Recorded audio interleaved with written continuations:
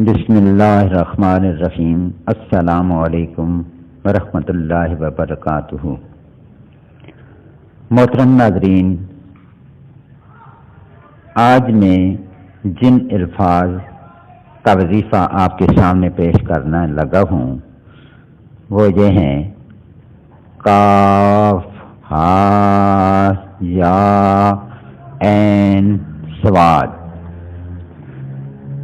یہ سورہ مریم کے سٹارٹ میں یہ لفظ آئے ہیں، اسی طرح مختلف سورتوں کے شروع میں آئے ہیں: الف، لام، میم، نون، یاسین، طٰہٰ۔ یہ کئی سورتوں سے پہلے یہ الفاظ آتے ہیں۔ کاف، ہا، یا، عین، صاد بھی سورت مریم سے پہلے یہ الفاظ ہیں۔ اب ان الفاظ کے معنی اللہ اور اللہ کے رسول ہی جانتے ہیں، لیکن ان میں بڑے راز پوشیدہ ہیں۔ یہ ایک راز کی بات ہے، راز کی بات کوئی کسی کو نہیں بتاتا۔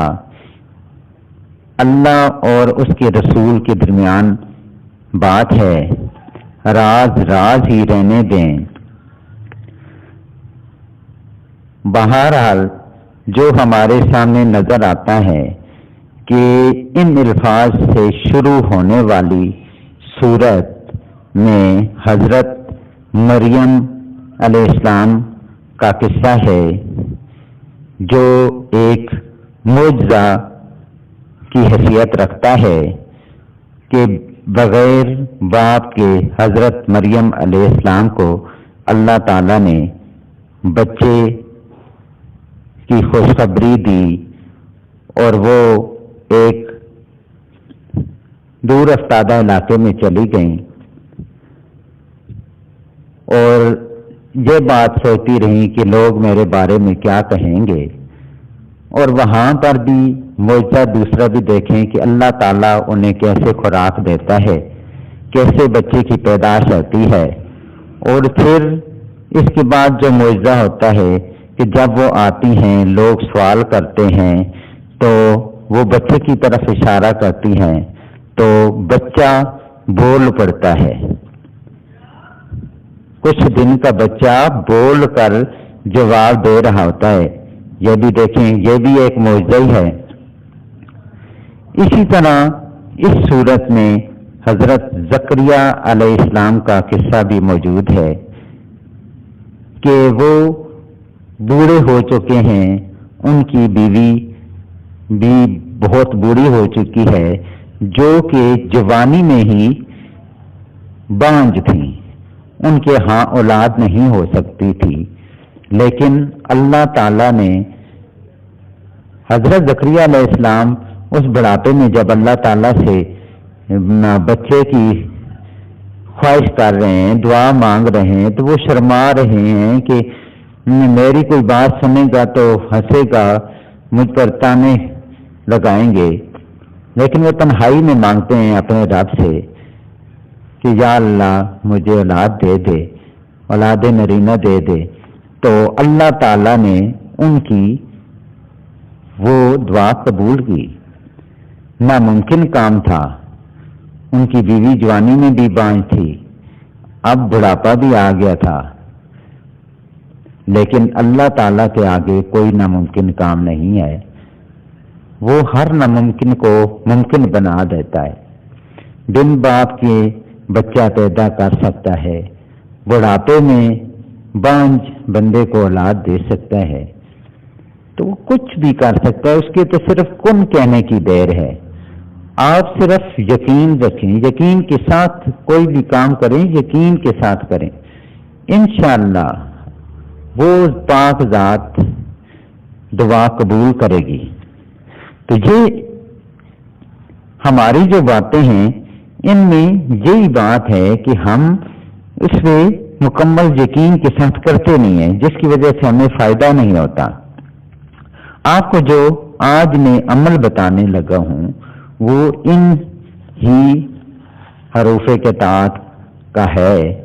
یہ اللہ تعالیٰ نے اس سورت کے شروع میں رکھے ہیں اور اسی سورہ میں اس نے معجزے بیان کیے ہیں۔ تو اس کا مطلب ہے کہ ان حروف سے ناممکن کام بھی ہو جاتے ہیں، جو بظاہر ناممکن نظر آ رہے ہوتے ہیں لیکن وہ ہو جاتے ہیں۔ تو اس لیے یہ توجہ سے سنیں اور یہ عمل کریں۔ آپ جہاں بھی جائیں گے یہ الفاظ جو طریقہ میں بتاؤں گا اس حساب سے کر کے جائیں گے تو انشاءاللہ آپ کا ہر کام ہوگا۔ جس کے پاس جائیں گے وہ آپ کی طرف متوجہ ہوگا، آپ کی بات سنے گا، آپ کا کام کرے گا۔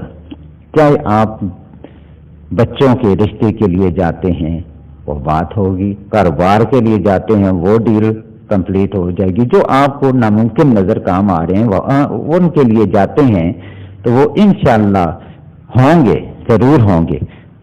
لیکن اس کے لیے جو طریقہ میں بتاؤں گا وہ آپ نے کرنا ہے۔ سب سے پہلے آپ نے وضو اچھی طرح کرنا ہے۔ وضو ایسا کرنا ہے کہ اس کا کوئی بھی جز رہ نہ جائے، دھیان سے مکمل پانی صحیح استعمال کرنا ہے، کیونکہ وضو کرنے سے گناہ جھڑ جاتے ہیں۔ وضو صحیح ہوگا تو آگے سب کام صحیح ہو جائیں گے۔ اگر وضو ہی دھیان سے نہیں کیا تو اگلے معاملات بھی صحیح نہیں ہوں گے۔ وضو کے بعد آپ نے 2 رکعت نماز صلاۃ الحاجت ادا کرنی ہے۔ پھر آپ نے 11 مرتبہ درود ابراہیمی پڑھنا ہے۔ اپنا دایاں ہاتھ آپ نے اپنے سامنے کرنا ہے، چھوٹی انگلی پر کاف، دوسری انگلی پر ہا، تیسری پر یا، چوتھی پر عین اور انگوٹھے پر سواد پڑھنا ہے۔ جوں یہ الفاظ پڑھیں گے ساتھ ساتھ انگلیاں بند کرتے جائیں گے۔ 5 لفظ پڑھنے ہیں اور انگلیاں بند کر دینی ہیں۔ یہ مٹھی بند ہو جائے گی، چھوٹی انگلی سے بند کرنا شروع کریں گے اور انگوٹھے پر ختم کریں گے۔ اب اس کے بعد پھر آپ نے درود ابراہیمی 11 بار پڑھنا ہے۔ اب جس بندے کے پاس کسی بھی کام کے لیے، کسی بھی مقصد کے لیے آپ جا رہے ہیں، وہ آپ کے قریب ہے، 15-20 منٹ کی مسافت پر رہتا ہے، آپ نے یہ مٹھی بند کر کے ہی جانا ہے۔ یہ نہیں کہ گاڑی چلائیں یا بائک چلائیں تو مٹھی کھول دیں۔ گاڑی اور بائک کے لیے کوئی اور بندہ ساتھ رکھ لیں۔ یہ مٹھی بند ہونی چاہیے، یہ اگلے بندے کے سامنے جا کر کھولنی ہے۔ جس کے سامنے جانا ہے وہ گھر میں ہے، آفس میں ہے یا کسی ہوٹل میں ہے یا جہاں کہیں بھی آپ نے ملاقات رکھی ہے، جگہ منتخب کی ہے جہاں آپ نے انہیں ملنا ہے، تو آپ ادھر جا کر آپ اسے ہاتھ ملا سکتے ہیں۔ تو آپ نے جاتے ہی کہنا ہے السلام علیکم۔ سلام ایسی آواز کے ساتھ کرنا ہے کہ آواز اس تک پہنچ سکے، نہ زیادہ بلند ہو کہ اگلے بندے کو برا لگے اور نہ بہت دھیمی ہو کہ اگلے کو سنائی ہی نہ دے۔ اگر سلام کر سکتے ہیں تو ہاتھ میں لا سکتے ہیں، تو ہاتھ میں لائیں گے تو مٹھی کھل جائے گی۔ اگر مناسب نہیں ہے، وہ ایسے سچویشن میں بیٹھے گئے کہ آپ نے صرف سلام ہی دور سے کرنا ہے، تو آپ نے ہاتھ کھول کے سامنے السلام علیکم کہہ دینا ہے۔ وہ آپ کی طرف اس طرح متوجہ ہوگا کہ اگر اس کے ساتھ دوسرے بندے بیٹھے ہوئے بھی ہیں تو ان کو چھوڑ کر آپ کی طرف توجہ دے گا، آپ کی بات سنے گا۔ انشاءاللہ تعالی آپ کا کام بھی ہو جائے گا، کیونکہ یہ معجزہ والے الفاظ ہیں، آپ دیکھ سکتے ہیں یہ قرآن کے الفاظ ہیں۔ قرآن میں اس الفاظ سے شروع ہونے والی صورت میں معجزے دکھائے گئے ہیں، تو انشاءاللہ آپ کے کام بھی ہوں گے۔ ایک طریقہ تو یہ تھا۔ دوسرا طریقہ یہ ہے کہ اگر بہت دور کوئی بندہ رہتا ہے جس سے ملنے کے لیے آپ نے جانا ہے، اس پہ گاڑی کے اور کوئی بندہ نہیں ہے، تو آپ اسی طرح جائیں گے، گاڑی اپنی چلا کے، بائک اپنا چلا کے رستے میں درود شریف پڑھتے جائیں گے۔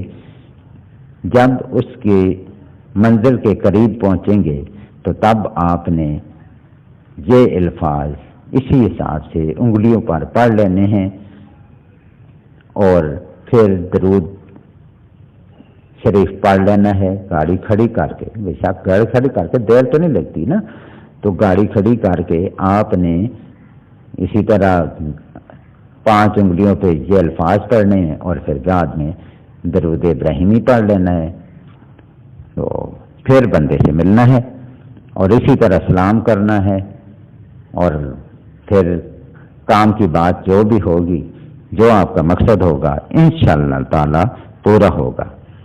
اگر میری ویڈیو پسند آئے تو لائک کر دیں، اور یہ عمل کرنے کے لیے اجازت کی ضرورت زیادہ نہیں ہے کہ وہ بار بار آپ اجازت لیتے رہیں، صرف ویڈیو کو لائک کر دیں، بس اجازت ہے آپ کو۔ آپ یہ کریں، آپ کو اللہ تعالیٰ خوش رکھے، آپ کو اپنے مقصد میں کامیابی دے۔ میری تو یہی دعا ہے کہ آپ کی ہر خواہش اللہ تعالیٰ پوری کرے۔ تو ان الفاظ کے ساتھ میں اپنی ویڈیو کا اختتام کرتا ہوں اور آپ سے اجازت چاہتا ہوں۔